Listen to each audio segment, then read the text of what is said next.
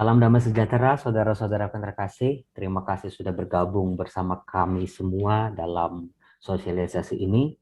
Pertama-tama yang mau saya katakan adalah terima kasih untuk Romo Purnomo. Dia jenius. Kalau kita lihat gagasan dasarnya, bagaimana dia mengolah, bagaimana dia memberi kekayaan, pengayaan ya untuk kita semua itu, dia jenius. Itu sebuah pujian dari saya. Terima kasih Romo Pur.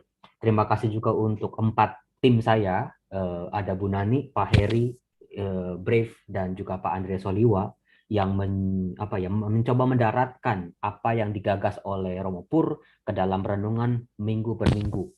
Nah, saudara-saudaraku yang terkasih, karena ini bulan kitab suci, tantangannya adalah bagaimana kitab suci ini bisa dicintai oleh umat kita.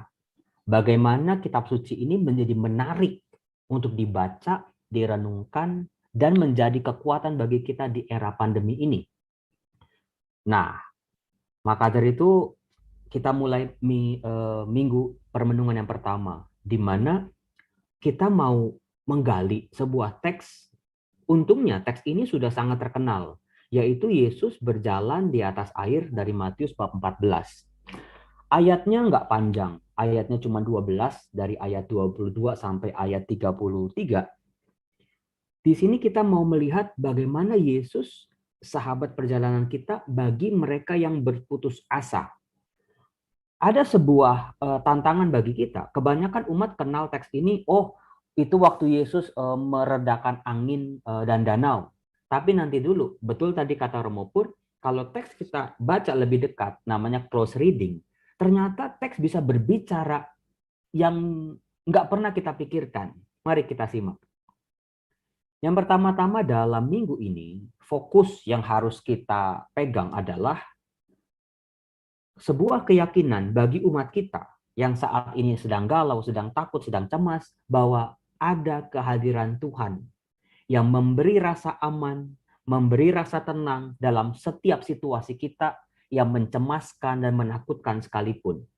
Jadi, ketika nanti kita terjun ke lapangan, yang harus kita sadari adalah umatku yang terkasih, teman-temanku yang terkasih, ingat Tuhan selalu hadir. Karena itu menjadi fokus kita. Nah, bagaimana Tuhan itu hadir? Dilihat di mana? Bagaimana bisa dirasakan? Dalam hal apa aja teks ini bisa membantu kita untuk melihat, merasakan kehadiran Tuhan. Romo Pur punya gaya itu selalu melihat konteks besarnya, bigger planningnya, yaitu Injil Matius. Teks Yesus berjalan di atas air memang ada di Markus, ada di Yohanes, tetapi Matius mempunyai pendekatannya tersendiri. Nah, di sini kita bisa nih, tadi Romo Purnomo bilang menjadi kesempatan buat kita untuk belajar kitab suci.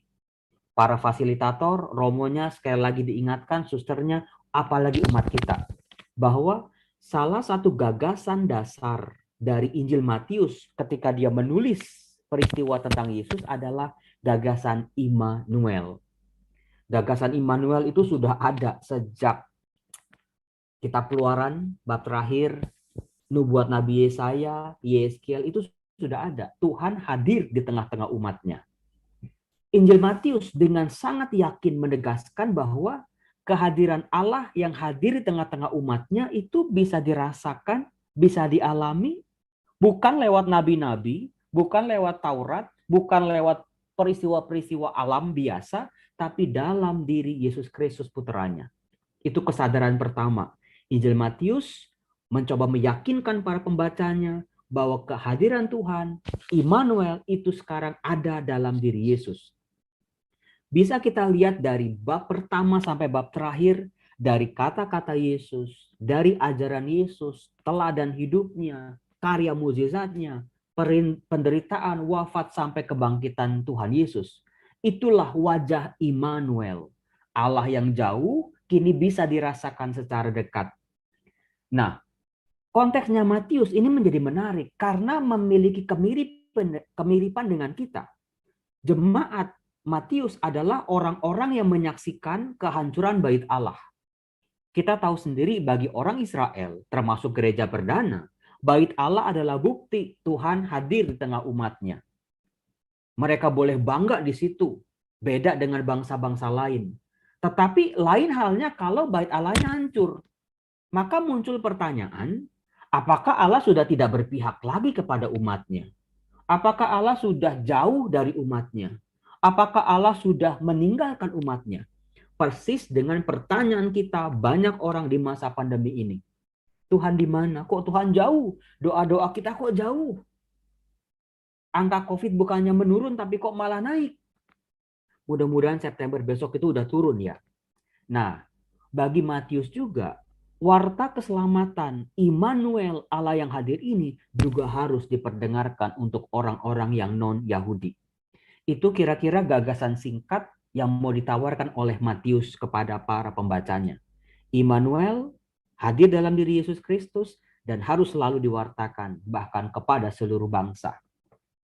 Nah, pertanyaan yang mau kita bisa gali dari umat kita yang ber-BKSN adalah, di mana sih Allah bisa dirasakan kalau bait Allah udah hancur?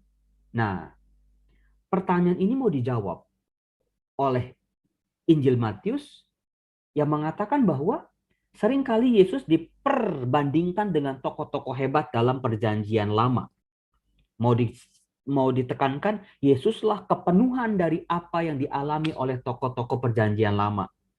Kalau perjanjian lama bisa berbicara, Allah itu hadir, bisa dialami dari pengalaman tokoh-tokoh tertentu yang mengalami perjumpaan dengan Allah. Abraham, Musa, Yosua, Hakim, nabi-nabi, Daud, dan Salomo, dan tokoh-tokoh yang lain. Nah, yang mau ditawarkan oleh Matius adalah bahwa Tuhan Yesus yang diceritakan dalam Injilnya ini beda banget, jauh lebih hebat mengatasi tokoh-tokoh yang dianggap hebat dalam perjanjian lama, dalam tradisi Yahudi. Nah, setelah Matius menggagas bahwa kehadiran Allah bisa dilihat, dialami dalam diri Yesus Kristus. Nah, sekarang pertanyaan yang kedua, di mana Yesus bisa dialami oleh jemaatnya? Oke, Yesus hadir, Allah hadir dalam diri Yesus. Tapi bagaimana cara umat beriman menyadari saat-saat di mana saja Yesus itu hadir? Lagi-lagi Injil Matius memberi jawaban yang tegas. Pertama, di dalam diri gerejanya. Ketika orang-orang yang percaya pada Yesus berkumpul memanjatkan doa dalam nama Yesus. Ketika gereja memecah-mecahkan roti, merayakan ekaristi, di situ Yesus hadir. Ketika firman Tuhan dibacakan, di situ Yesus hadir. Ketika gereja mewartakan kabar gembira sampai akhir zaman kepada segala makhluk, di situ Yesus hadir. Jadi, BKSN menjadi kesempatan buat kita untuk mengalami, oh dalam situasi seperti ini umat masih bisa berkumpul dengan segala keterbatasan, berbicara firman Tuhan, menyebut nama Yesus, berdoa bersekutu, disitulah kehadiran Tuhan bisa dirasakan. Pertolongan Tuhan bisa kita lihat dan bisa kita alami. Tapi buat Injil Matius, gereja tidak pernah berdiri di atas menara gading. Gereja harus diutus keluar, terlibat di tengah dunia. Makanya ada garam dan terang dunia. Nah, di sini kehadiran Yesus yang dialami oleh umatnya, oleh gereja, nggak boleh cuman dikekepin sendiri, dinikmati sendiri, tapi harus dibagikan. Itu gagasan yang menarik. Nah, sekarang kita masuk ke dalam teksnya, saudara-saudara yang terkasih. Salah satu teks favorit saya sebetulnya. Yesus berjalan di atas air. Di sini kalau kita lihat, Matius menampilkan Yesus yang berkuasa atas alam ciptaan. Atas air, atas angin sakal, atas gelombang. Kita bisa lihat, kisah Yesus berjalan di atas air akan mengingatkan kita pada tokoh-tokoh dalam perjanjian lama yang juga berbicara soal air. Musa membelah laut Tiberau. Yosua membelah sungai Yordan. Elia Elisa membuat sungai Yordan menjadi kering. Hebat-hebat sekali tokoh-tokoh itu. Tapi meskipun ada kemiripan, Matius mau menegaskan, halo, hati-hati. Tuhan Yesus dalam kisahnya ini jauh lebih besar daripada tokoh-tokoh hebat itu. Yesus sendiri mampu mengontrol alam. yang sedang chaos ini. Maka di sini sebuah keyakinan buat kita dalam pandemi seperti ini, tidak ada yang bisa mengkontrol. Ada kuasa kasih Tuhan yang sedang mencoba mengembalikan apa yang chaos ini kepada tata yang dalam tata dunia yang teratur kembali. Nah, kalau tadi Romo Purnomo mengatakan kita bisa bereksegese sedikit-sedikit, mari kita bongkar. Jadi bukan cuma merenungkan, belajar, dan juga sambil kulik-kulik kekayaan, kekuatan firman Tuhan. Dalam kisah ini, kita bisa melihat ada dua perbandingan yang sangat mencolok. Yang pertama Yesus, yang kedua para murid. Kita bisa sadari bahwa dalam teks ini, perhatian Matius bukan pada malamnya, bukan pada anginnya, bukan pada danaunya, tetapi pada dua karakter ini, Yesus dan para murid yang diwakili oleh Petrus. Keduanya itu mengalami situasi yang sama sebetulnya, tetapi ada reaksi yang berbeda. Yang pertama, Yesus naik ke bukit untuk berdoa seorang diri sampai semalam-malaman. Minimal dikatakan ada petunjuk waktu sampai jam 3 malam. Jadi bisa dibayangkan berapa jam Yesus berdoa, dan doa rupanya menjadi kekuatan utama dalam kisah ini.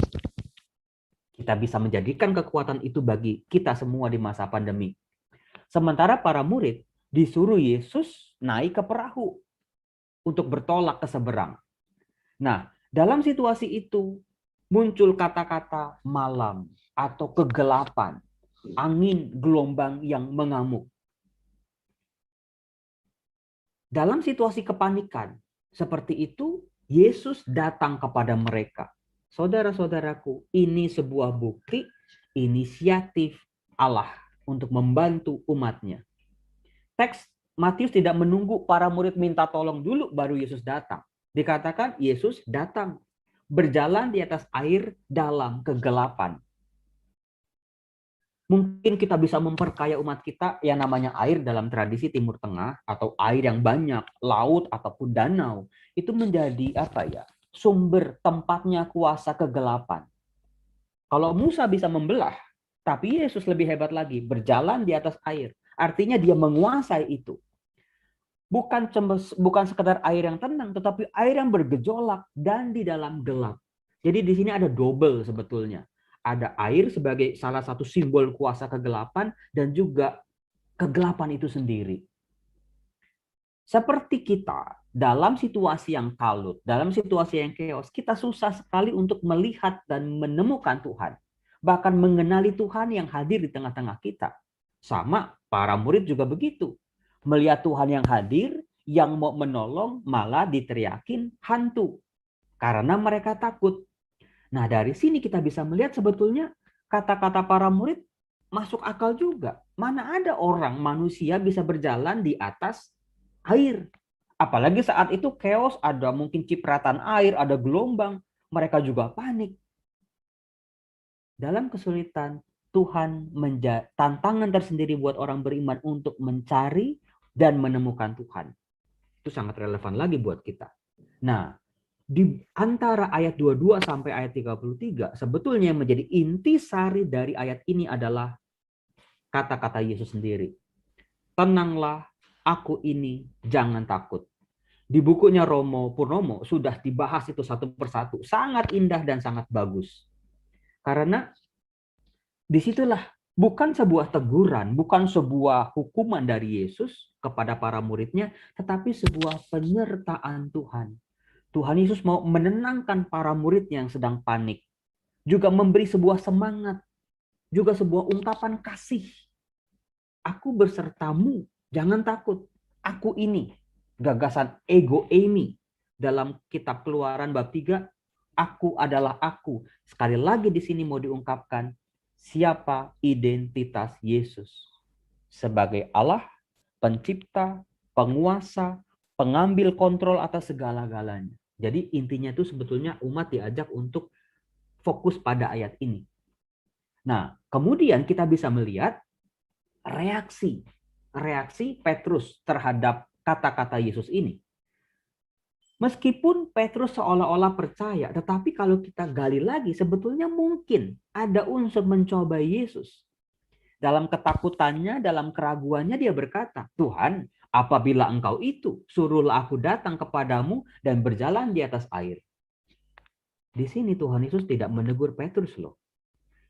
Sama kita di masa pandemi ini kan juga seringkali teriak, marah sama Tuhan, kecewa sama Tuhan. Tapi Tuhan menjadi pribadi yang tampil menyertai orang yang putus asa. Kata-kata Petrus ini adalah ungkapan gambaran dunia yang berputus asa. Sama seperti kita. Yesus tidak memarahi, tapi datanglah. Sebuah undangan, ayo. Kalau Petrus nggak ngomong sama Yesus juga, Petrus nggak ditantang sama Yesus untuk berjalan di atas air, tapi Yesus mau menjawab keraguan dari Petrus. Come in, datanglah. Petrus datang. Tapi ini lagi, keraguan muncul sekali lagi ketika dia melihat atau mendengar badai sehingga dia tenggelam. Tapi Yesus, kita lihat, mengulurkan tangan, memegang Petrus, dan menguatkan hatinya. Hai orang percaya, mengapa kamu bimbang? Setelah Petrus berkata, Tuhan tolonglah aku. Saudara-saudaraku yang terkasih, baru setelah itu mereka naik ke perahu, angin reda. Injil Matius tidak menyebutkan Yesus menghardik angin dan taufan itu. Tapi fokusnya mau digali adalah dialog relasi antara Petrus, gambaran kita semua, dengan Yesus. Dialog yang terjadi. Kata-kata Tuhan yang sangat relevan buat kita. Tenanglah, aku ini, jangan takut. Datanglah. Yesus mengulurkan tangan. Yesus memegang tangan kita. Yesus mengajak kita untuk tidak bimbang. Itu sebuah bukti Yesus adalah sahabat bagi kita yang sedang putus asa. Baru di akhir ayat ini ada sebuah pengakuan dari para rasul, sesungguhnya engkau adalah anak Allah. Nah, saudara-saudaraku yang terkasih, kita bisa melihat di sini hal yang bisa kita tawarkan kepada umat kita. Satu, transformasi. Jangan sampai kitab suci hanya sebagai buku bacaan yang kita baca terus udah. Firman Tuhan ini harus bisa mentransformasi kita. Seperti Petrus, bisa berjalan di atas air seperti Yesus. Itu transformasi Petrus. Seperti Petrus, bertransformasi dari orang yang ragu-ragu, tidak percaya, akhirnya jatuh juga, diangkat sama Yesus, sampai akhirnya bisa mengakui, sesungguhnya engkaulah adalah anak Allah. Itu sebuah transformasi. Itu yang diharapkan sejak awal BKSN, yuk kita bertransformasi. Jangan sampai wabah virus corona ini hanya mendatangkan kerugian buat kita bertubi-tubi, tapi ada sisi negatif yang bisa kita gali sebetulnya di masa-masa sulit ini. Nah, terakhir sebagai relevansi, apa sih Romo yang bisa ditawarkan untuk umat kita? Kesadaran apa yang mau kita bawa, yang mau kita wartakan? Yang pertama, sabda Allah selalu relevan. Sampai kapanpun ternyata berbunyi, berbicara. Bukan cuma sekedar relevan dan berbicara, tapi juga menguatkan dan memberikan harapan bagi kita zaman sekarang yang sedang berteriak juga minta tolong sama Tuhan karena wabah virus corona. Maka kesadaran pertama, kitab suci selalu relevan, penting buat dibaca, pertolongan buat kita. Lalu yang kedua, umat sekarang diajak untuk menyadari pengalaman-pengalaman dasarnya secara utuh. Jadi bukan cuman sulit-sulitnya corona atau kematian, air mata, kemiskinan ataupun kesusahan demi kesusahan. Umat harus dilihat menyadari pengalaman secara utuh. Di balik penderitaan, masih adakah pertolongan dari Tuhan? Sekecil apapun, Tuhan akan selalu ada. Jadi supaya kita jangan mengajak umat kita tuh nggak adil. Ya hanya penderitaan negatif, tapi juga mampu melihat lebih dalam lagi, melihat pengalaman kita sebagai orang beriman secara utuh. Adakah Allah yang menolong? Sekecil apapun itu. Lalu yang ketiga, Umat diajak untuk menyuarakan harapan dan titik terang bahwa pertolongan Tuhan sekecil apapun tetap ada. Seperti Injil Matius mengatakan, warta Yesus Kristus harus diwartakan kepada segala bangsa. Ini juga tantangan buat kita. Kalau kita lihat live chat dimanapun, kalau misa harian, isunya tuh minta tolong terus. Sedikit sekali orang yang bersyukur. Saya yakin kok ada orang yang disembuhkan, ada mukjizat, tapi nggak bisa diwartakan. Sehingga orang-orang yang lain nggak tahu bahwa mukjizat sedang terjadi saat ini. Itu. Jadi share the good news di masa pandemi ini. Mau di media sosial, mau di keluarga, mau dimanapun. Lalu juga bersekutu dalam doa. Tadi ada unsur perahu. Perahu adalah simbol doa. Ketika di perahu, para murid menjadi aman dan tenang. Lalu juga doa menjadi kekuatan orang beriman. Nah, terakhir, transformasinya bukan cuman aku sebagai korban pandemi lalu aku diselamatkan. Tidak berhenti sampai di situ. Buat Injil Matius, setelah kita diselamatkan, kita harus bisa menjadi penolong bagi sesama. Jadi sangat relevan. Terima kasih buat Romo Pur buat bahannya, buat saudara-saudara kita yang lain juga. Terima kasih, itu minggu pertama. Semoga membantu. Saya akan share nanti di PowerPoint saya ini di grup Ketua Kitab Suci se-Indonesia. Terima kasih. Salam.